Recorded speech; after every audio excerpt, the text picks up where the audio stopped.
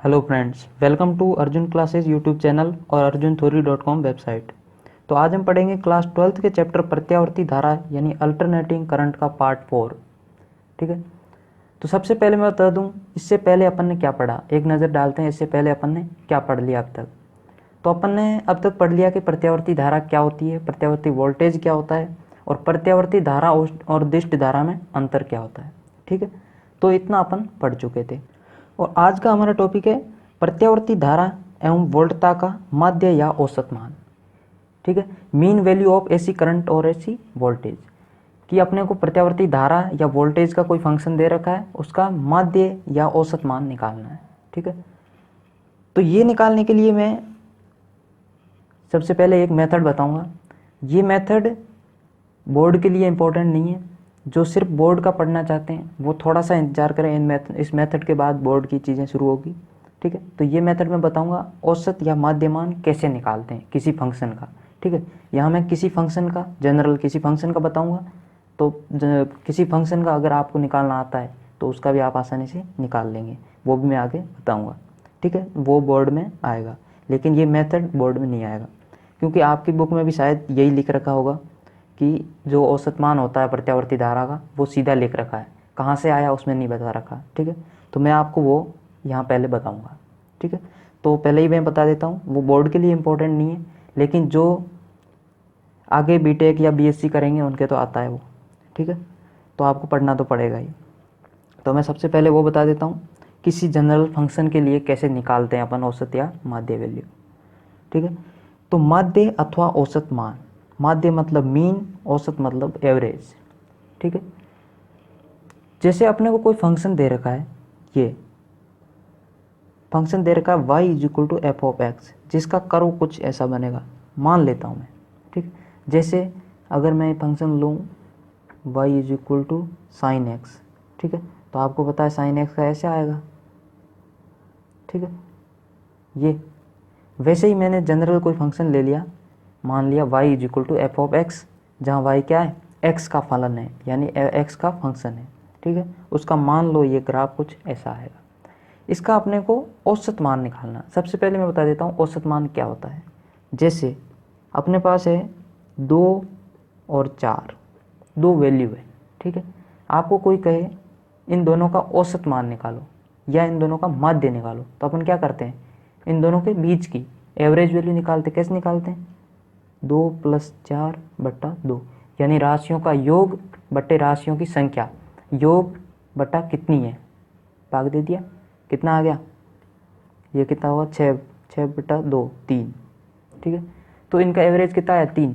वैसे यहाँ क्या है, इस फंक्शन के यहाँ पे कुछ वैल्यू है, यहाँ पे कुछ अलग वैल्यू है, यहाँ पे अलग है, यहाँ पे अलग है, यहाँ पे अलग है, तो अपने को क्या निकालना है, एक माध्य मान निकालना है। ठीक है, यानी इस पूरे कर्व का एवरेज कहाँ पे आएगा वो अपने को निकालना है।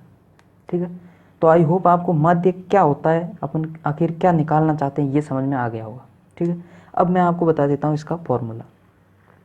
ठीक है, किसी फंक्शन का औसत मान यानी किसी फंक्शन यानी फलन का एवरेज वैल्यू जो होती है वो होती है वाई ए वी जी, आप लिख सकते हैं या औसत लिख सकते हैं, इज इक्वल टू इंटीग्रेशन ए से बी, ये ए से बी क्या है मैं अभी बताऊंगा, f of x d x upon a से b f of d x.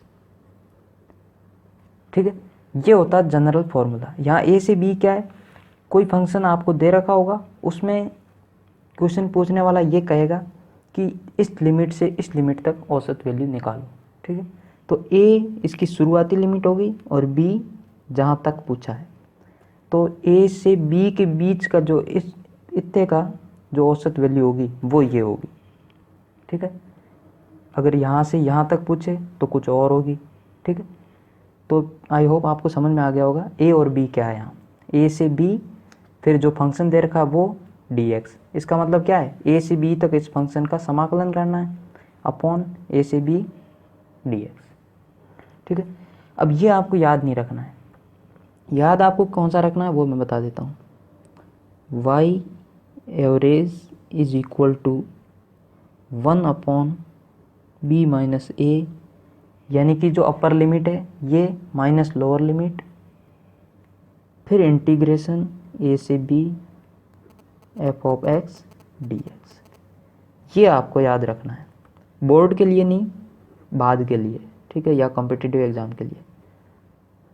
Board में तो ये भी याद नहीं रखना आपको, बोर्ड में तो मैं आगे बताऊंगा आपको क्या याद रखना है, ठीक है। तो ये आपको याद रखना है किसी फंक्शन का औसत मान निकालने के लिए। ये क्या है, ये इस फॉर्मूले से ये आया है। कैसे आया, dx का अवकलन क्या होगा, समाकलन, लिमिट क्या है a से b, तो क्या होगा b माइनस ए। तो ये कुछ भी नहीं है, इसको सॉल्व करके मैंने b माइनस ए लिख दिया ताकि याद करने में आसानी रहे। तो y average is equal to 1/b minus a, integration a से b जो फंक्शन दे रखा है उसका x के रेस्पेक्ट में, ठीक है। तो ये होगा। अब ये था इतना मेथड, कैसे निकालेंगे अपन, ये मेथड था। अब मैं बात करता हूँ औसत मान को कैसे दर्शाया जाता है, ठीक है। इसके 3 तरीके होते हैं औसत मान। जैसे y is equal to F of x है, ये कोई फंक्शन है, इसका औसत मान y औसत ऐसे भी दर्शाया जा सकता है, या y एवरेज भी दर्शाया जा सकता है, या y भी दर्शाया जा सकता है, या y बार। ये कुछ तरीके होते हैं जिससे अपन औसत मान को दर्शाते हैं। जैसे आपको एग्ज़ाम में सीधा ये भी कह सकते हैं y बार निकालो, तो आपको समझ जाना चाहिए कि y बार का मतलब क्या होता है, ठीक है। ऐसे भी दर्शाते हैं, ऐसे भी और ऐसे भी, ठीक है। तो अब अपन आते हैं बोर्ड के सिलेबस में, ठीक है। चलिए पहले इसका एक एग्जांपल देख लेते हैं, ठीक है, ताकि आपको क्लियर हो जाए इस फंक्शन को, इस फॉर्मूले को कैसे यूज़ लेते हैं, फिर अपन बोर्ड की बात पे आएंगे, ठीक है।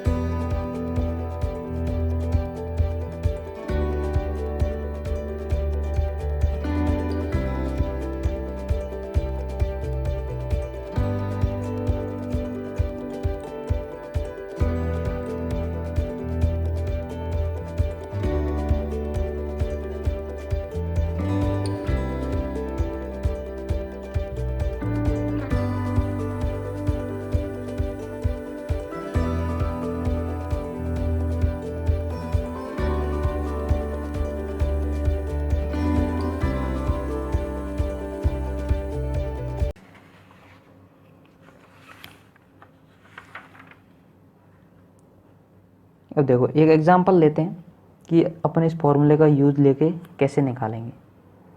फलन y is equal to sine x का प्रथम अर्ध चक्र के लिए औसत मान ज्ञात कीजिए, ठीक है। यहाँ से अपने को एक बात ध्यान देनी है कि फंक्शन क्या है, y is equal to sine x, ठीक है, और पूछा क्या है, औसत मान। तो सबसे पहले अपन औसत मान का फॉर्मूला लिख लेते हैं। औसत मान का फॉर्मूला क्या होता है, y औसत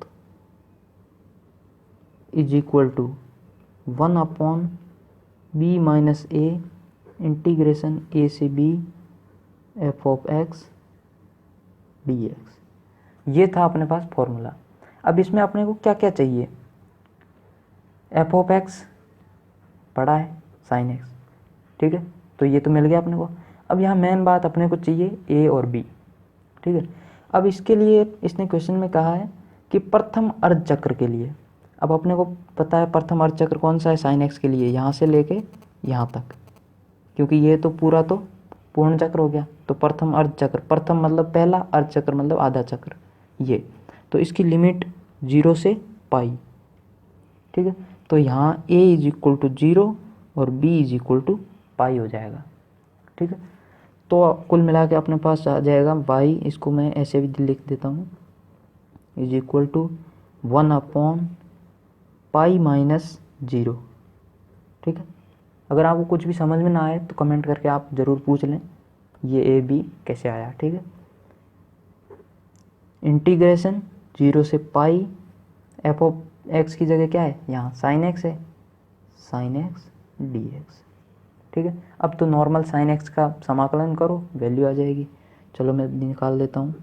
Y average is equal to 1/पाई माइनस 0 पाई। ठीक है, अब साइन एक्स का क्या होता है, माइनस कॉस एक्स। ये समाकलन, बेसिक समाकलन तो आपको आता ही होगा। ठीक है, 0 से पाई। ठीक है, साइन एक्स का माइनस कॉस एक्स और 0 से पाई, 1/पाई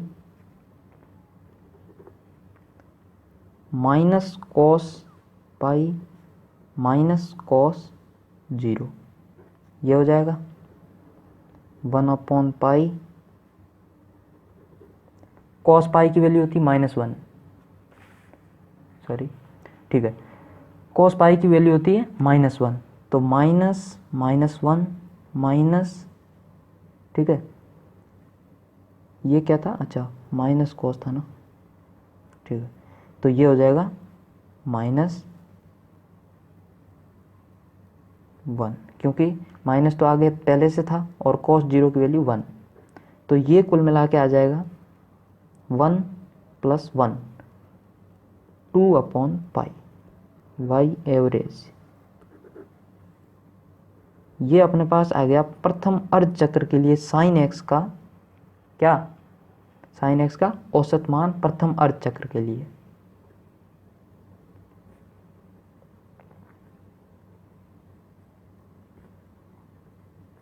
ठीक है, अब देखो पहला क्वेश्चन तो अपना आप सॉल्व हो गया। पहले में क्या पूछा था, फलन y is equal to sine x का प्रथम अर्ध चक्र के लिए औसत मान निकालो, वो अपना निकल गया 2/पाई। अब दूसरे में पूछा है फलन y is equal to sine x का प्रथम आवर्त में औसत मान, सॉरी प्रथम नहीं, एक आवर्त में औसत मान ज्ञात कीजिए। एक आवर्त मतलब पूरा घूम के जब वापस आ जाता है। ठीक है, तो पूर्ण चक्र हो गया। तो पूर्ण चक्र के लिए अपने को दूसरे क्वेश्चन में पूछा है, तो अपने को पता है, इसका तो अपने को पता है, निकाल लिया अभी। तो अभी अपन इसका भी मान लो निकाल लें, फिर दोनों को जोड़ दें तो अपने को वैल्यू मिल जाएगी। ठीक है, तो निकालते हैं अपन दूसरे के लिए। अब निकालते हैं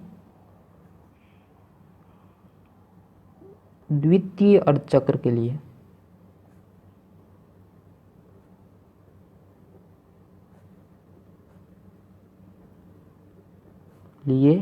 साइन एक्स का औसत मान, तो इसमें भी फॉर्मूला वही रहना है, y is equal to sine x, ये तो है ही अपना फंक्शन, और फॉर्मूला y औसत is equal to 1/b minus a integration a से b f of x dx। ठीक है, अब इसमें कलाकारी ये है, a और b अपने को निकालना है, बाकी कुछ भी नहीं है, नॉर्मल इंटीग्रेशन है, साइन एक्स का इंटीग्रेशन हर किसी को आता है, कोई दिक्कत नहीं है, a और b निकालना है। ठीक है, तो देखो इसमें अपने को कहा है, अपन देखो किसका निकाल रहे हैं, ये अपन निकाल लिया, अब अपन इसका निकाल रहे हैं, तो अपने को पता है इसके लिए लिमिट क्या है, पाई से 2 पाई। ठीक है, तो a हो गया पाई, b हो गया 2 पाई, तो a is equal to pi और b is equal to 2 pi. तो y average is equal to 1/2 pi minus pi integration pi से 2 पाई साइन एक्स dx। ठीक है, f ऑफ x की जगह मैंने साइन एक्स लिख दिया। अब इसका आप इंटीग्रेशन कर लेना, टाइम कम है, मैं लिख देता हूँ। तो इसका जब इंटीग्रेशन तुम करोगे तो y एवरेज आएगा -2/पाई। ठीक है, ऊपर वाले का आया था +2/पाई, इसका आएगा -2/पाई। अब इसका आप थोड़ा सा दिमाग लगाते तो भी पता लग जाता कि अपने को पता है ये ऊपर और नीचे एक जैसा है। ठीक है, ये बात तो आपको पता है। तो ऊपर इसका एवरेज जहाँ भी आएगा वो पॉजिटिव में आएगा और नीचे जहाँ भी आएगा वो नेगेटिव में आएगा, सीधी सी बात है। तो इसकी +2/पाई आया था, तो इसका आ जाएगा -2/पाई। ठीक है, तो देखो अब अपने पास इसका भी आ गया, इसका भी आ गया, पूछा किसका है, पूरे का, तो दोनों को जोड़ दो। ठीक है, तो प्रथम प्लस द्वितीय, तो पूर्ण चक्र के लिए आ जाएगा। पूर्ण चक्र या पूर्ण आवर्त के लिए साइन एक्स का